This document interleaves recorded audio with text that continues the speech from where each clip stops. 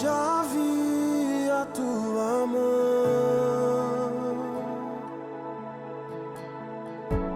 e foi o que me fez continuar de pé.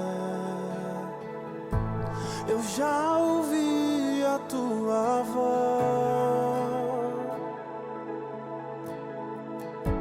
foi o que me deu forças para caminhar.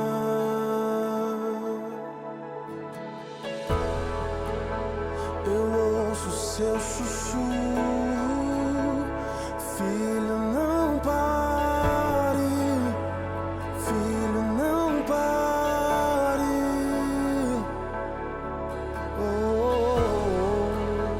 Eu ouço seu sussurro, filho, não pare, filho, não pare, não.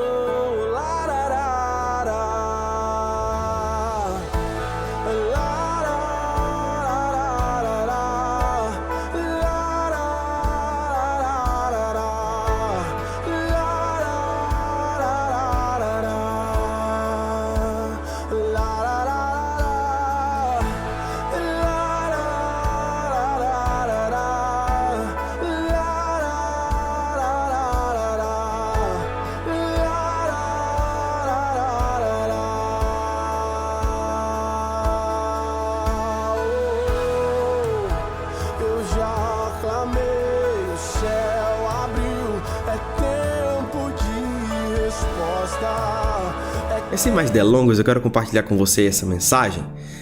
Que era a mensagem de ontem, mas vamos entregar hoje, vamos compartilhar hoje que vai dar certo, e creio em nome de Jesus.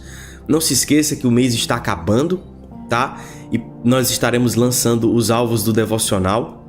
Todos os primeiros 7 dias de cada mês nós estaremos fazendo alvos do jejum. Aliás, eu falei devocional, né? Nós estaremos fazendo um jejum durante os primeiros 7 dias de cada mês.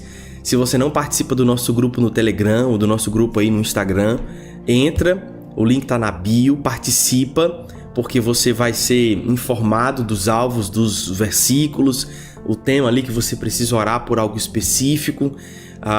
É muito bom nós estarmos juntos participando. Pastor, mas como é que é o jejum? Você simplesmente sacrifica algo que tem potencial para ser Senhor na sua vida. Como assim, pastor? Eu gosto sempre de simplificar o jejum, apesar de que ele possui uma essência, uma grandeza de explicação muito maior, mas explicando o jejum assim de forma bem ampla, de forma bem rasa, digamos assim.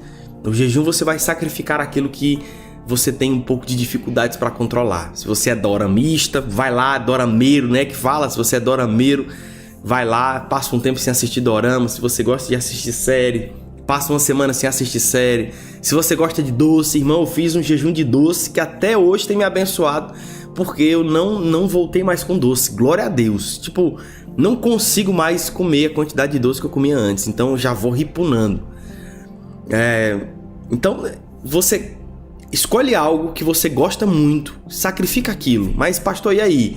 E aí que nós passamos 7 dias. Todo dia você recebe um versículo, você recebe um textinho, e aí você ora em cima daquilo, entrega para o Senhor o seu jejum depois de 7 dias. Por que isso, pastor? Porque nós estamos nos aproximando de Deus todos os dias, que é o propósito desse devocional.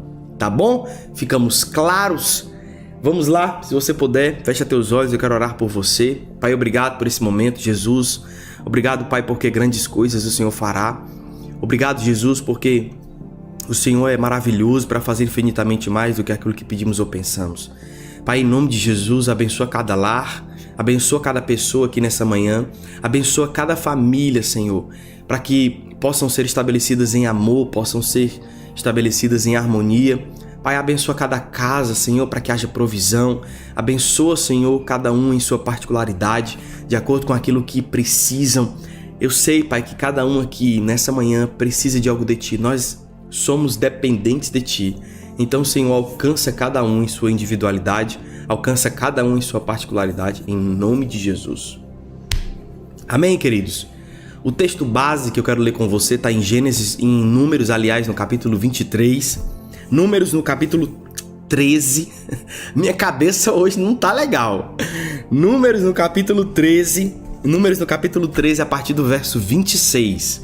Números 13, 26, a palavra fala o seguinte: Eles então retornaram a Moisés e a Arão e a toda a comunidade de Israel em Cádiz, no deserto de Parã, onde prestaram relatório a eles e a toda a comunidade de Israel. E eles lhes mostraram os frutos da terra e deram o seguinte relatório a Moisés: Entramos na terra a qual você nos enviou, onde há leite e mel com fartura. Aqui estão alguns frutos dela, mas o povo que lá vive é poderoso e as cidades são fortificadas e muito grandes. Também vimos descendentes de Enaque. Os amalequitas vivem no Neguebe. Os hititas, os jebuseus e os amorreus vivem na região montanhosa. Os cananeus vivem perto do mar e junto ao Jordão. Então Calebe fez o povo calar-se perante a Moisés e disse: Subamos e tomemos posse da terra. É certo que venceremos. Mas os homens que tinham ido com ele disseram: Não podemos atacar aquele povo, é mais forte do que nós. E espalharam entre os israelitas um relatório negativo acerca daquela terra. Disseram: A terra para a qual fomos em missão de reconhecimento devora os que nela vivem. Todos os que vimos são de grande estatura. Vimos também os gigantes, os descendentes de Enaque, diante de quem parecíamos gafanhotos a nós e a eles. Eu lembro quando eu morava em Imperatriz, tinha uma casa lá e a gente morava ao lado de um terreno baldio. Terreno não tinha absolutamente nada. Era grande e eu lembro que na época que fazia mais calor ainda, né? Porque não tem época de fria lá, tudo é calor, tudo é quente. Imperatriz, meu Deus do céu, tudo é quente.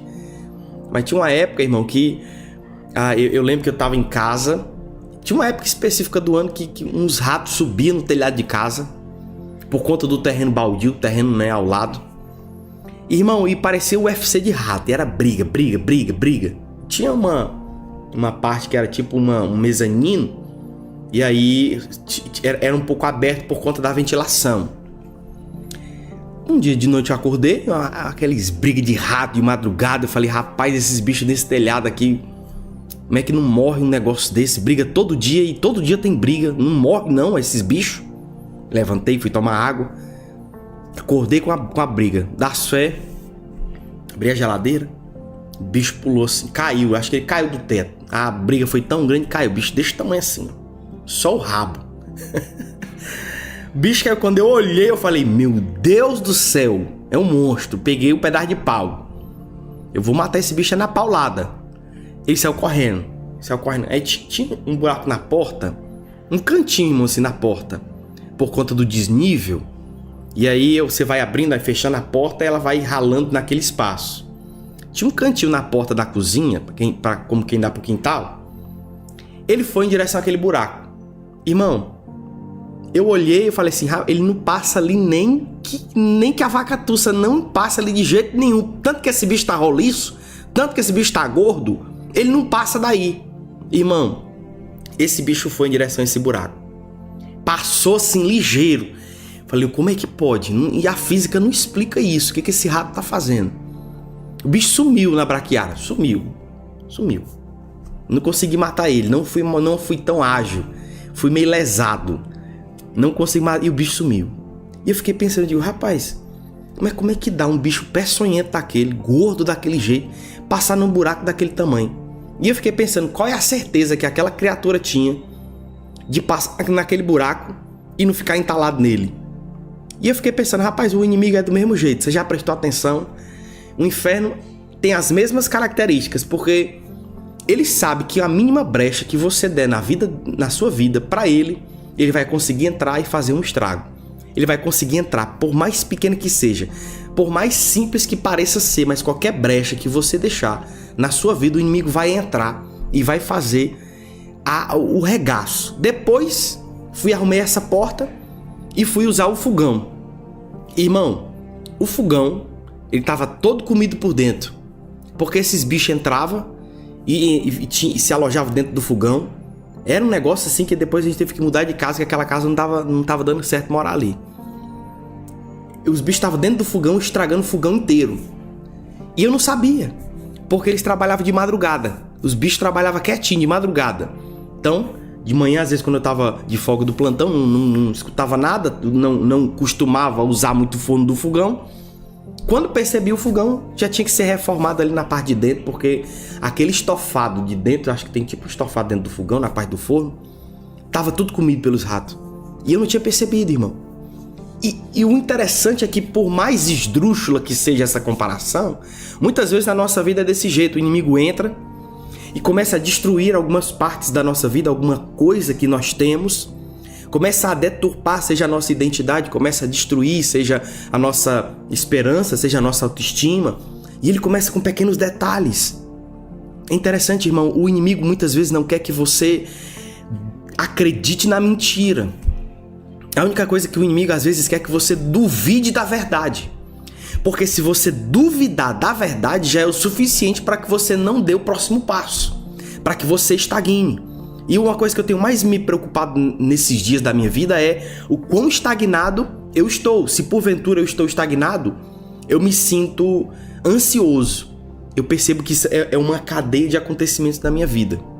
Aqui abrindo meu coração para vocês, que vocês são minha família. Eu tenho esse medo de estagnação. Eu tenho esse medo de estar parado por muito tempo.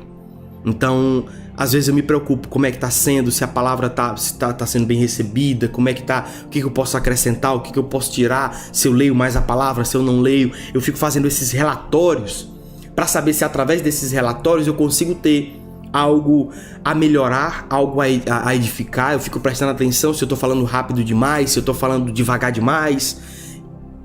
Porque se eu estagno por muito tempo, se eu tenho essa noção de estagnação, eu me torno automaticamente, parece assim um botão que aperta. Eu fico ansioso para poder sair desse lugar de estagnação. E essa ansiedade, muitas vezes, eu vou dormir tarde, muitas vezes eu passo mais tempo colocando energia para poder fazer uma palavra que eu não colocava antes, eu fico tirando mais tempo, eu fico focando em outras coisas, eu fico um pouco agoniado. E essa agoniação, eu fico um pouco descoordenado com os afazeres que eu tenho no dia a dia, que são muitos. Então, perceba, uma coisa vai puxando a outra. Uma coisa puxa a outra. Na nossa vida é do mesmo jeito. Se a gente às vezes deixa com que o inimigo entre na nossa vida por qualquer brecha que seja, irmão, a primeira coisa que ele vai colocar no teu coração não é a certeza de uma mentira, é a dúvida de uma verdade. Porque se você começa a duvidar da verdade que você carrega, a primeira coisa que você vai perder é a direção. Escute isso. Se você começa a duvidar da verdade que você carrega, a primeira coisa que você perde é a direção. Porque se porventura você está em um ambiente que você veio trabalhando para chegar ao lugar onde você está, e você veio naquele foco, você veio naquela direção, trabalhando, se esforçando, se empenhando, você está ali, olhando para aquele alvo. E a partir do momento que o inimigo entra na tua vida e deturpa de alguma forma aquela verdade ou coloca em xeque o foco, o alvo, o destino final que você tem, a primeira coisa que você pensa é: será que todo o trabalho que eu tive até aqui foi em vão?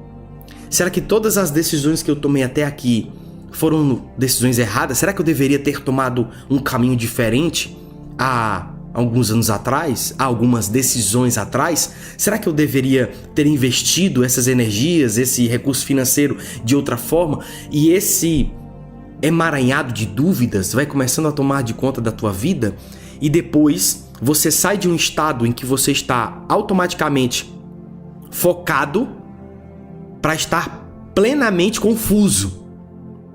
Então você está muito focado, você está muito direcionado para um lugar, mas uma semente de dúvida, não é nem de mentira, é de dúvida. Então às vezes o inimigo não precisa nem inserir algo na sentença que Deus te deu, porque se ele fala assim: eu vou te levar para um lugar de promessa que mana leite e mel, às vezes o inimigo não precisa tirar absolutamente nada dessa frase. Ele só precisa tirar o ponto de exclamação e colocar um ponto de interrogação. Às vezes ele só precisa pegar a mesma frase que o Senhor te disse: você vai chegar num lugar de promessa que mana leite e mel?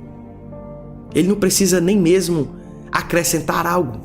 Ele só precisa semear um pontinho de dúvida. E aí, esse ponto de dúvida vai trazendo tantas outras dúvidas, e cada dúvida vai trazendo consigo a incerteza, vai abalando os fundamentos que muitas vezes estavam sendo estabelecidos, e você vai colocando em xeque todo o trabalho que você vem trazendo até hoje. Quer ver uma coisa, irmão? Você passa uma vida inteira para estabelecer uma confiança em um casamento, não é verdade? Confiança é algo que você trabalha todos os dias. Confiança é algo que você todos os dias vai trabalhando, vai dando espaço, vai falando onde é que você tá, vai dando acesso ao celular, vai compartilhando os amigos, e essa confiança vai sendo gerada. Ela não é gerada de um dia para o outro, ela é gerada com o tempo. Mas para que você perca a confiança que um dia você demorou anos para estabelecer, para que você perca, irmão, basta uma atitude. E às vezes existe a possibilidade de o celular estar disponível, né, para que a pessoa visse que estava lá, e agora não pode mais. E aí, não pega no meu celular, não, então, deixa. Aí parece que a pessoa chega perto, você pega o celular aqui e esconde, já bloqueia, já coloca aqui. Aí, oxe, por que você tá assim? Você não era assim? E a senha do celular, você mudou? Mudou por quê? Eu sabia a senha.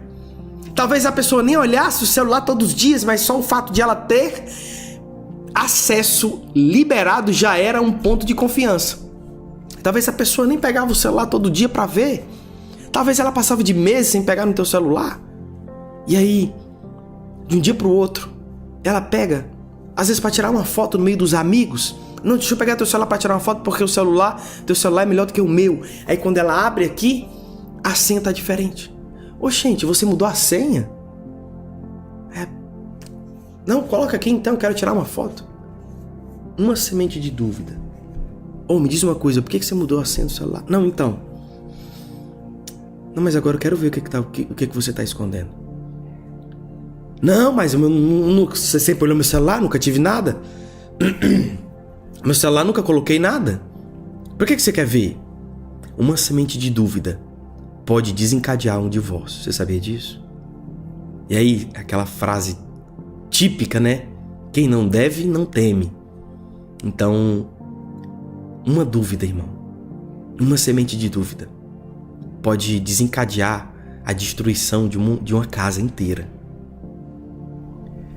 Quando Moisés estava fazendo um apanhado de tudo aquilo que tinha, ele agora estava observando a terra que lhe fora prometida para fazer também um apanhado de tudo aquilo que havia nela. Porque quando a gente vai começar um projeto, quando a gente vai começar algo novo da parte do Senhor, é necessário nós contabilizarmos aquilo que nós temos. Planejamento é do Senhor, porque todas as coisas do Senhor são organizadas. Então ter organização é do Senhor. Muitas vezes ele vai te dar direções para que você vá além do seu planejamento, vai. Muitas vezes ele vai te dizer, sai e faz um passo de fé, vai. Mas é necessário que você tenha planejamento na sua vida. Moisés estava fazendo planejamento. Moisés ia fazer um reconhecimento. E quando os espias voltaram, trouxeram relatórios. Relatórios, diga-se de passagem, diferentes. Alguns estavam dizendo, olha, já era, cara. A promessa que por 40 anos nós sonhamos é só uma ilusão. A gente nunca vai conseguir morar nesse lugar. A gente nunca vai conseguir desfrutar de tudo isso. E é legal porque a palavra fala, nós acabamos de ler, eles trouxeram frutos daquela terra. Eles trouxeram para mostrar, olha, tá vendo aqui? Tá vendo isso aqui, ó? A terra realmente é do jeito que Deus falou. Mas infelizmente, nós não conseguiremos lá, porque tem uns gigantes lá, cara. Tem uns cabas bons de briga. E quando eu olhei para eles, eu falei, ih, rapaz, não dá certo não, vai dar ruim isso aqui. 2 relatórios foram entregues. Josué e Caleb foram os que trouxeram relatórios, não com base nos empecilhos que lá se encontravam, mas se a terra estava conforme Deus havia dito. Uma terra que mana leite e mel, que significava uma terra frutífera, sim, era da forma que Deus havia dito. Caleb veio na certeza de que, galera, pessoal, olha aqui, bora pra cima, porque tá do jeito que Deus disse. Tem uns cabas lá, mas nós chega no facão, vai detonar todo mundo e Deus tá conosco e é nós. Vamos lá, rapaziada, bora. Pessoas diferentes, vendo o mesmo cenário, tiveram conclusões diferentes. Olha que interessante isso, irmão. Eu preciso muito que você entenda isso, porque Jesus faz isso com Filipe. Jesus está do lado de Filipe e fala assim: rapaz, deixa eu te perguntar um negócio. Aquela multidão bem ali, eu tô a fim de alimentar esse povo tudo. E o que você acha que a gente pode fazer para poder dar de comer para essa ruma de gente? E Filipe olha: rapaz, nem 200 denários seriam suficientes para alimentar essa ruma de gente. Mas Jesus sabia que faria um milagre. E mesmo assim deixou com que Filipe fizesse as contas. A mesma situação, o mesmo cenário, mas a perspectiva muda o teu comportamento diante daquilo que você vive. A perspectiva que você tem diante do cenário que você vive muda a tua atitude diante daquilo que você está vivendo. Então o desejo de Josué e Caleb fosse que a rapaziada, vamos invadir, cara. Deus está conosco, mas tem gente lá, mas Deus está conosco, cara. A gente saiu do deserto, a gente saiu do Egito, a gente passou pelo deserto, a gente viu o mar se abrir, a gente viu cair do céu maná, a gente viu tanta coisa. Aí chega uns cabas desse comedor de feijão, de rapadura, que igual eu e você, e tu tá com medo. Vamos pra cima, irmão. Nós temos uma palavra, eles eu não sei. Eu sei que nós temos. Mas surge aquele que fala assim: nossa, mas eles são grandes, eles são gigantes, eles são enormes.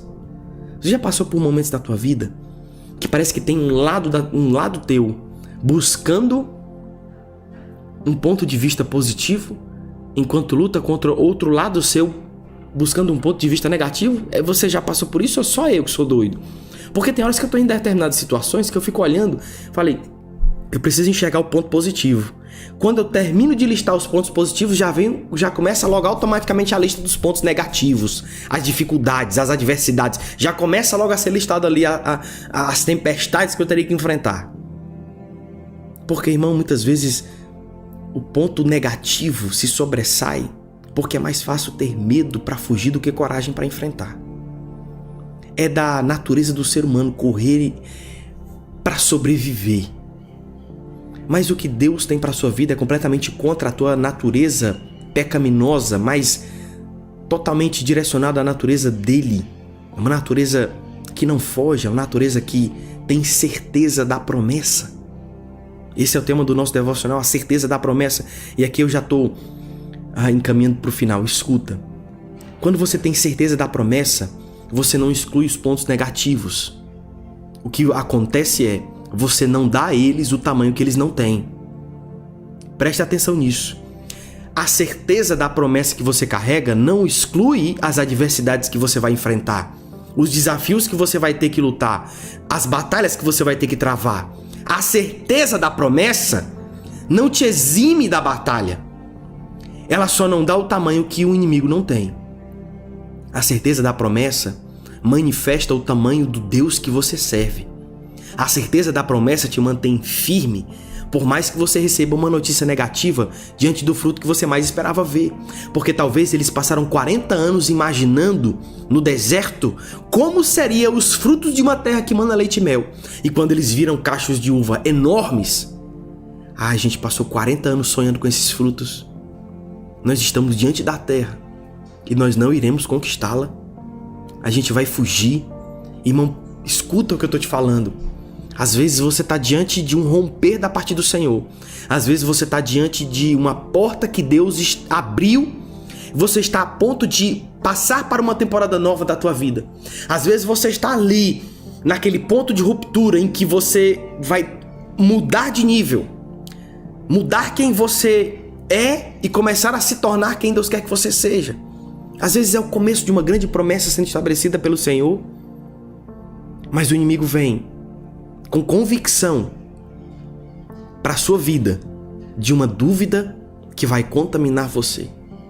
Irmão, a dúvida é como um câncer na sua fé.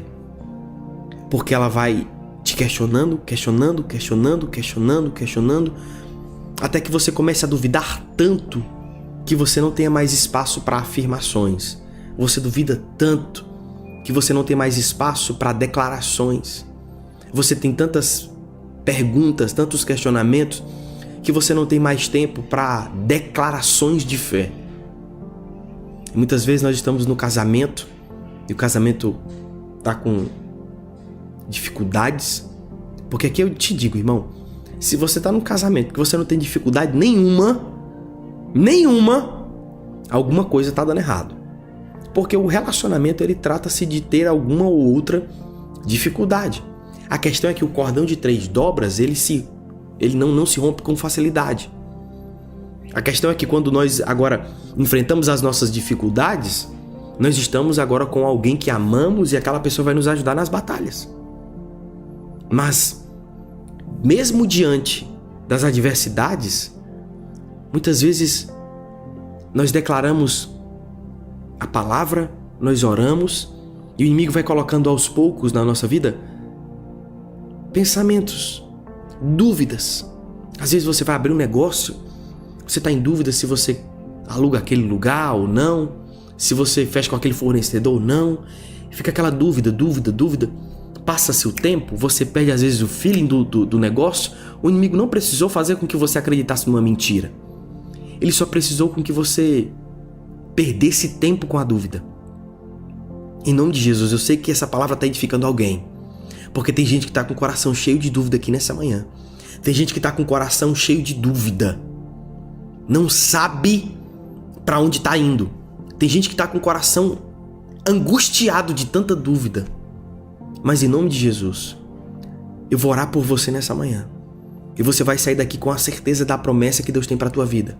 Porque assim como Josué e Caleb, assim como aqueles que viram o mesmo cenário que os outros viram, ao invés de ver o tamanho dos gigantes, viram o tamanho da terra. Irmão, isso faz muita diferença. Você não olha para os inimigos, você olha para a promessa. Você não olha para aqueles que se levantam contra você. Você olha para aqueles que estão ao teu favor. Você não olha para aquilo que te falta. Você olha para aquilo que sobra em Deus. Você não olha muitas vezes para aquilo que você ainda não tem. Você olha e contempla aquilo que Deus já te deu até aqui. E se até aqui Ele já te deu tudo aquilo que você desfrutou, nada pode impedir com que Ele te dê mais ainda, senão a sua própria dúvida, que muitas vezes contamine a sua fé, e você saia do caminho de propósito, de promessa, e se coloque em um caminho de dúvida, um caminho que não tem direção. E o inimigo não precisou, irmão, lutar contra você. Ele só precisou te convencer a lutar contra si mesmo. Porque muitas vezes você está lutando contra aquilo que Deus colocou dentro do teu coração. Tem gente aqui nessa manhã, irmão, que Deus deu um propósito, que Deus já falou, já liberou palavras. Mas porque no meio da jornada, o inimigo colocou dúvidas e agora ela está vivendo uma vida sabendo que não está cumprindo o propósito que Deus colocou na vida dela. É uma mulher. Deus já te deu o teu ministério, Deus já levantou uma palavra, mas porque você teve dúvidas se chegaria lá, você parou e decidiu tomar outro trajeto. Mas deixa eu te falar, o trajeto que você está tomando hoje não é o que Deus tem para você. É o que o inimigo colocou na tua vida por uma dúvida. Não tenha medo de voltar para o caminho que um dia Deus te disse para estar. Não tenha medo. Porque se Ele te disse para estar no caminho, esteja nele. Porque no caminho de promessa há provisão. Guarda isso. No caminho da promessa há provisão. Na promessa há desfrute. Mas no caminho há provisão. Guarda isso no teu coração. Primeiro Deus te ensina a depender. Depois Deus te ensina a desfrutar. No deserto você depende. Na terra você desfruta. Porque se você aprende a desfrutar sem depender, você se apega mais à bênção do que ao abençoador. Essa é a dinâmica que Deus tem para nos ensinar. Você tem que depender primeiro. Se você aprende a depender, a bênção não tira teu foco. Se você aprende a depender no deserto, a terra prometida não vai te separar de mim. Se você aprende a depender, quando você receber aquilo que eu te prometi, você não vai largar a presença, você vai continuar voltando para mim, independente daquilo que eu te der. Porque o ser humano tende a perder o foco quando recebe aquilo que tanto buscava. É por isso que muita gente chega no fim de um objetivo grandioso e falou, tá, é só isso? Eu lutei tanto, passei tantos anos, sacrifiquei tanto para chegar aqui e me deparar com isso? Acabou? Porque, irmão, se você chega no lugar de promessa sem que seja estabelecido em você dependência, aquele lugar se tornará a tua dependência. É por isso que muitas vezes algumas pessoas se perdem na conquista. Porque ao invés de elas dependerem de Deus e tornar a presença do Senhor como lugar de morada, elas começam a depender da promessa. E quando elas dependem da promessa, a partir do momento que elas estão na promessa, às vezes aquele lugar, numa temporada, é algo que alimenta. Mas no outro momento, é um lugar de fome. Porque um dia o povo estava indo para a terra de Canaã, para a terra prometida, uma terra que manava leite e mel. Mas em outra época eles estavam saindo de lá porque lá estava com fome. Então, irmão, existe a mesma terra, o mesmo lugar, pode ter significados diferentes em temporadas diferentes. E aqui, em nome de Jesus, Deus está me incomodando muito com essa pessoa. Você sabe que você recebeu uma palavra.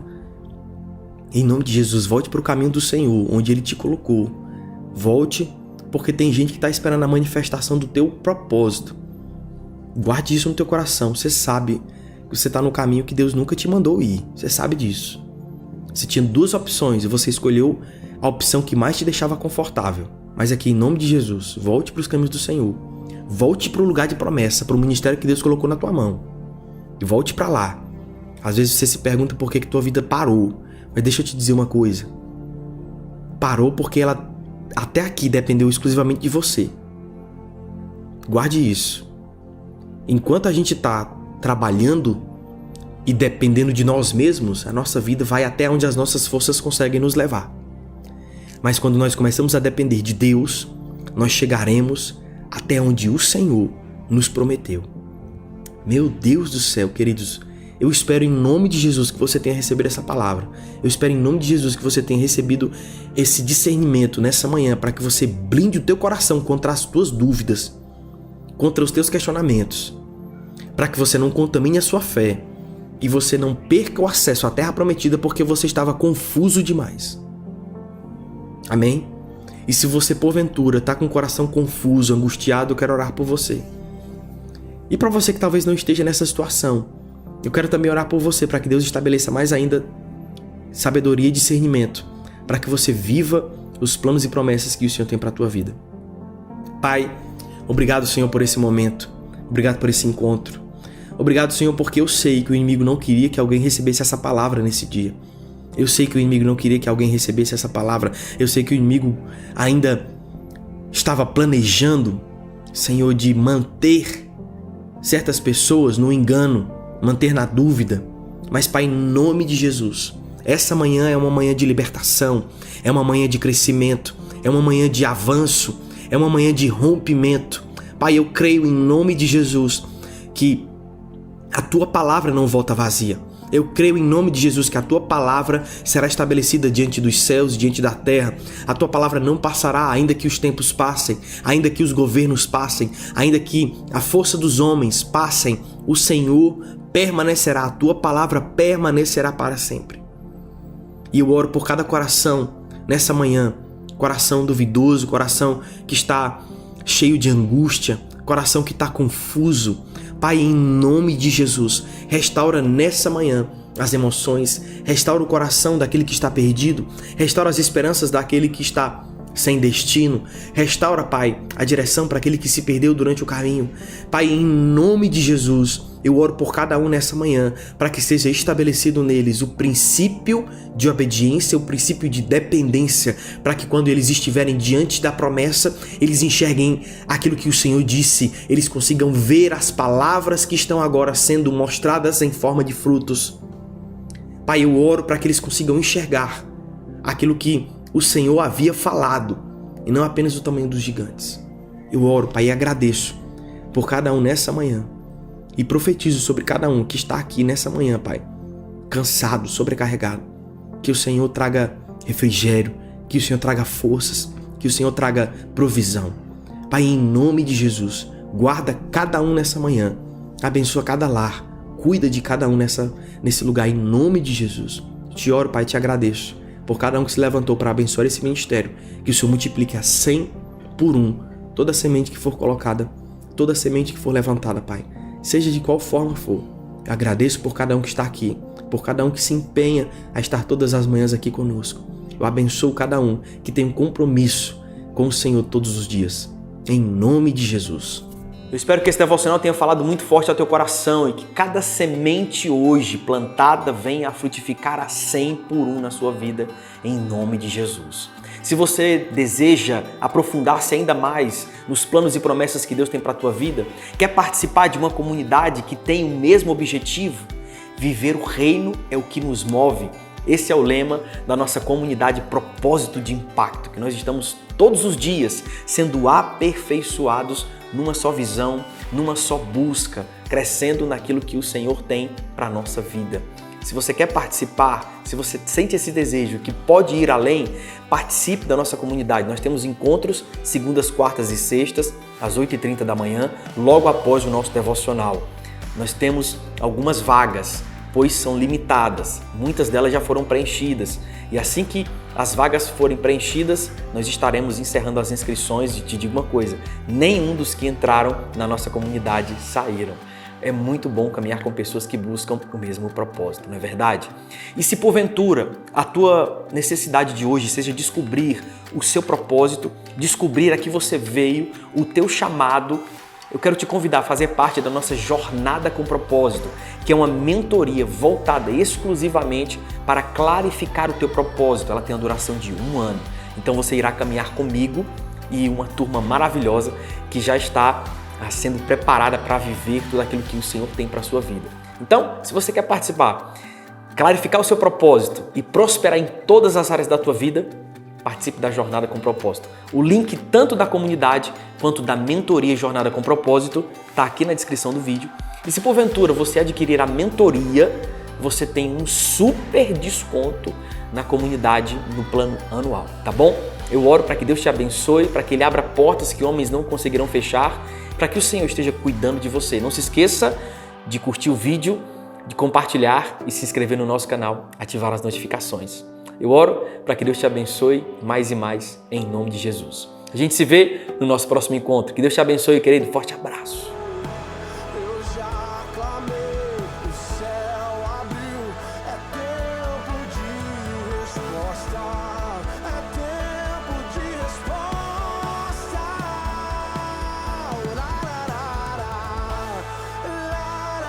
é tempo de resposta.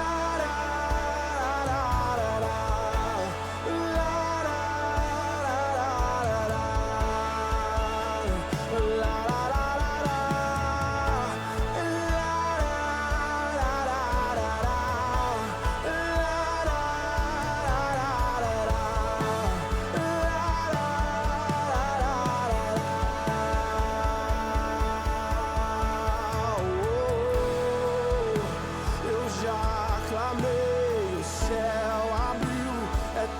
tempo de resposta, é tempo de resposta.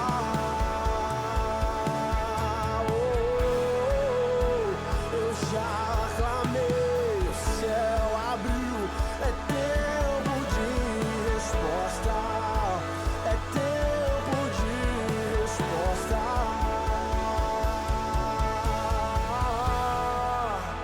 Eu já clamei, o céu abriu, é tempo de resposta, é tempo de resposta.